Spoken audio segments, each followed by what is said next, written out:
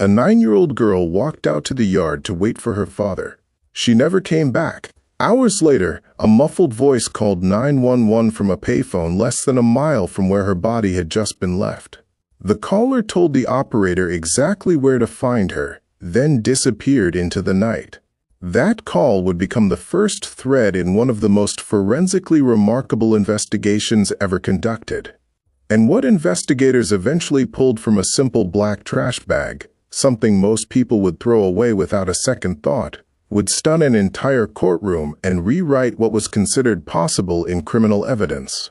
This is the case of Jessica Knott, and the science that solved it has never quite been told the way it deserves to be. Stay with us. Jessica Knott was born on June 22, 1986, in Altamonte Springs, Florida, a small city in Seminole County, the kind of place where neighborhood kids still played outside until dark, and parents didn't think twice about letting them. She was 9 years old. She had an older brother and a younger sister. Her father worked in construction, traveling to other states for stretches at a time. Her mother held things together at home. By every account, Jessica was a cheerful, outgoing child, the kind of kid who was always outside, always moving, devoted to animals, close with her siblings, and easy to like. Nobody who knew her could have imagined that on the afternoon of April 5, 1996, Easter weekend, the day her family was supposed to drive out to see her grandparents, she would simply vanish from the yard of her own apartment complex and never come home. That Saturday, Jessica's father had driven to the store to pick up holiday supplies for the trip. Her mother stayed home in their apartment packing. Jessica came back from spending time with other neighborhood kids and asked her mother if she could go out to the yard. She wanted to wait for her father to return. Her mother said yes. Stay in the yard. Don't go anywhere else. And that was the last time she saw her daughter. The apartment complex sat away from the main road, surrounded by trees. It had its own fenced yard where the neighborhood children played regularly without direct adult supervision. Nobody considered it unsafe. The kids were always out there. Nothing had ever happened. Around 6 o'clock that evening, Jessica's father came home and immediately asked where she was. Her mother assumed she was still in the yard. She wasn't. The parents went outside and searched. They checked the yard, the surrounding paths, the corners of the complex. They asked neighbors. One woman said she had seen Jessica earlier, sitting on a bench reading a book. No one had seen her since. As the light faded and their daughter remained nowhere to be found, they called the police. Officers arrived quickly, began canvassing the area, and expanded the search to nearby streets. The initial hours produced nothing. Then, a few hours into the search, the police station received an unexpected call. The caller's voice was difficult to make out, heavy background noise, deliberately muffled. But the operator could understand enough. The caller said they would find the missing girl near a water pumping station, a few miles from her home. Police moved immediately. The pumping station sat beneath a bridge, invisible from the road, accessible only if you knew it was there. And there, concealed in a black plastic trash bag, was Jessica. She had been strangled. She was fully clothed except for one shoe that was never found. Near the bag were some magazines and a small mirror. The call had come from a payphone at a gas station less than a mile away. By the time officers reached it, whoever had made the call was long gone. Medical examiners determined that Jessica had been strangled manually, the marks on her face and neck consistent with bare hands pressing directly against her skin. But one discovery complicated the picture in a way no one expected. Inside her stomach was a partially digested hamburger, consumed less than an hour before her death. Her mother confirmed she had not given Jessica anything like that before she went outside, which meant someone else had fed her, someone who had access to her in the hours before she died. The leading theory formed quickly. A killer who knew Jessica, who she trusted enough to leave with, who had taken her somewhere, possibly to a fast food restaurant, before bringing her to a location where she was killed, and then transporting her body to the pumping station afterward. There was no evidence of sexual assault. The motive was unclear. Forensic examination of Jessica's clothing and body turned up a cluster of evidence. Dog hair, in significant quantity, belonging to a breed that her family did not own. Human hair from an unknown white male. And 2 types of foreign fibers, one consistent with a car seat cover, one consistent with a carpet. The picture that emerged was of a victim who had been inside someone's car and inside someone's home before she died. Before we go further, if you are here for cases that go deeper than the headline, cases where the investigation is as remarkable as the crime itself, you are in the right place. At Unresolved Ears Mysteries, we follow the evidence all the way to where it leads. Subscribe now and turn on notifications so you don't miss what comes next in this story. The dog hair was unusual evidence, but investigators knew how to work it. The FBI maintained a forensic reference database of microscopic hair samples from dozens of dog breeds, a tool that had been developed specifically because animal hair appeared with surprising frequency at crime scenes. Analysts compared the hair recovered from Jessica's clothing against the database, systematically eliminating breed after breed. The hair belonged to a Shar-Pei. That was specific. Shar-Peis are a distinctive breed. The killer owned one. Meanwhile, detectives were working another angle entirely. The 911 call recording had been sent to NASA, an unconventional choice, but investigators knew that NASA had developed audio enhancement technology originally designed to clarify recordings from space missions. The agency agreed to process the file and returned a significantly cleaner version of the recording. The voice was still muffled, still difficult to identify, but it was cleaner than anything they had been working with. Investigators played the recording for Jessica's mother. The first time she listened, she said the voice sounded familiar, but she couldn't place it. The second time, something clicked. She recognized the voice as a neighbor, a man who lived in the same complex. She didn't know his name, but she knew who he was. He walked a Shar-Pei in the yard. He walked a Shar-Pei. Investigators identified the neighbor as James Crow, 35 years old. He had already been interviewed in the early hours of the investigation.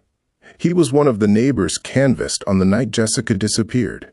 At the time, he had said he saw her in the yard while walking his dog. They spoke briefly. He left. Background checks turned up nothing, no criminal history. He lived in the complex with his wife, who worked as a nurse. Crow himself was a former truck driver, currently unemployed, spending most of his days walking the neighborhood with his Shar-Pei, a dog named Pumpkin. The children in the complex knew Pumpkin. They loved him.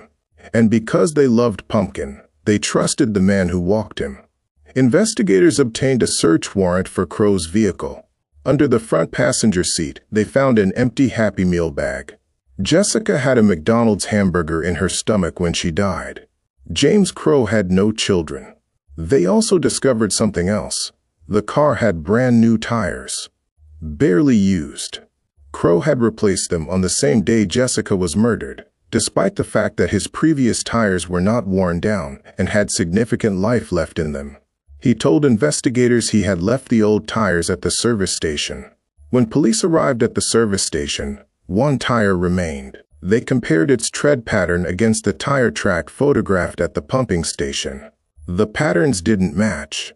But investigators were not ready to dismiss Crow. The tire track might not have belonged to the killer's vehicle at all. Maintenance workers visited the pumping station regularly, and the track could have come from any of them. The mismatch was inconclusive, not exculpatory. When they searched his apartment, they found a box containing multiple rolls of black trash bags, the same size, the same color as the bag that had held Jessica's body. This is where the investigation became something that had genuinely never been attempted before in a criminal case. Investigators needed to establish whether the bag found at the crime scene had come from one of the rolls in Crow's apartment. On the surface, this seemed impossible. The bags had no markings, no serial numbers, no visible identifiers. Hundreds of manufacturers produced identical-looking products, but a quality control specialist named N.L. Roberts changed the entire picture. Roberts worked for the company that had produced the bags found in Crow's apartment.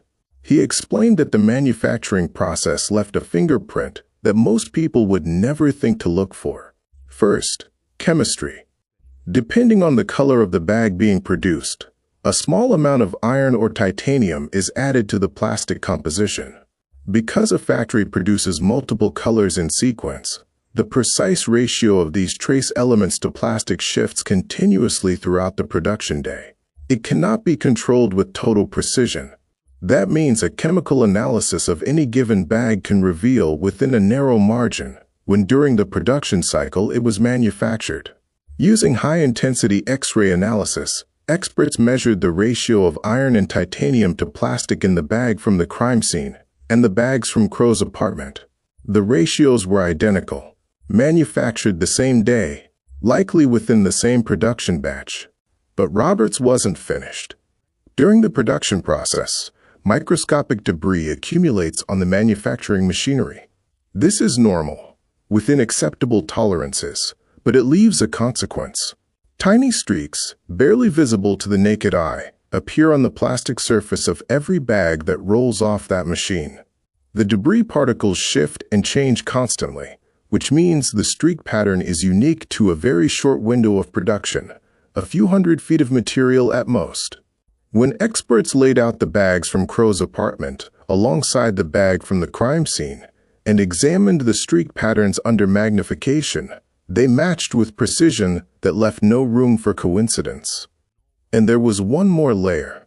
After trash bags are manufactured, they are rolled into bundles by machine. The process is slightly imperfect.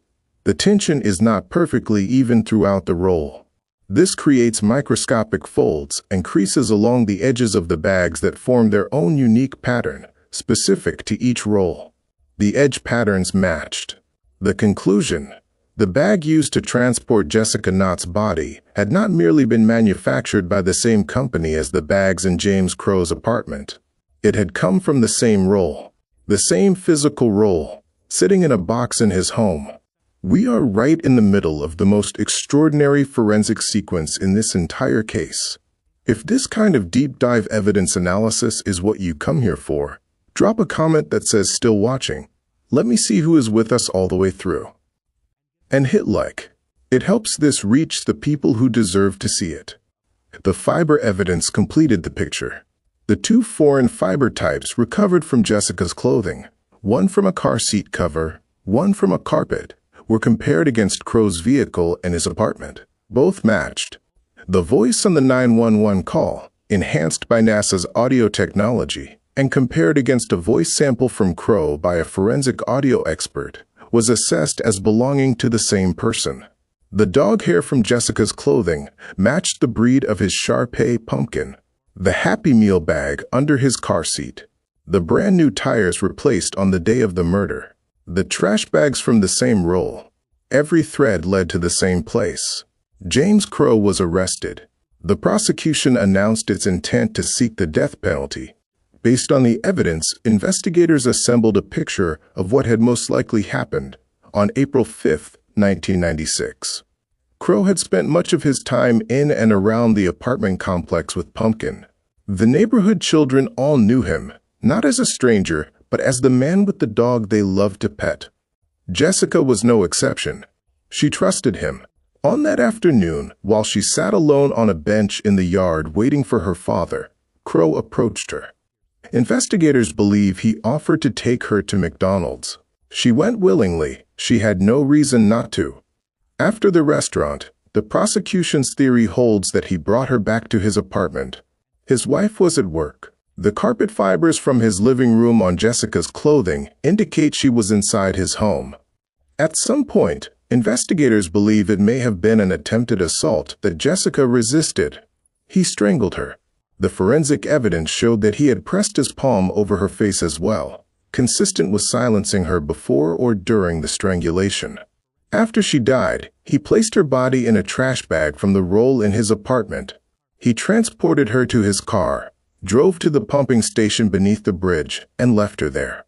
Then he stopped at the payphone at the gas station less than a mile away and made the call. The new tires, purchased that same day, were his attempt to eliminate the tire track evidence before anyone knew to look for it. It was not enough. James Crow maintained his innocence throughout preliminary hearings. His defense team challenged the circumstantial nature of the evidence, and they had a point.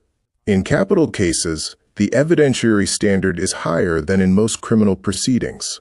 The prosecution's case, extraordinary as it was, carried no confession and no direct physical proof of the killing itself. Facing the death penalty, Crow accepted a plea agreement in the summer of 1998, 2 years after the murder. He pleaded guilty to second-degree murder and received a 40-year sentence without the possibility of parole. Under the terms of the deal, he was not required to describe what had happened. He did not confess in detail. He did not explain his actions or his motive. He did say briefly that part of his decision to accept the deal was to spare Jessica's family from enduring a full trial. Whether that reflected genuine remorse or something else, only he knew. The prosecution cited his 911 call as evidence of remorse, a killer who could not stay silent after what he had done, who led police to a little girl's body because he could not simply leave her there and walk away. Jessica's parents wanted the death penalty. They wanted answers. They got neither. The deal gave them a conviction and a sentence. It gave them nothing else. James Crow died in a correctional facility in November 2011 at the age of 49 from health complications before completing his sentence. He took the full account of what had happened in that apartment with him.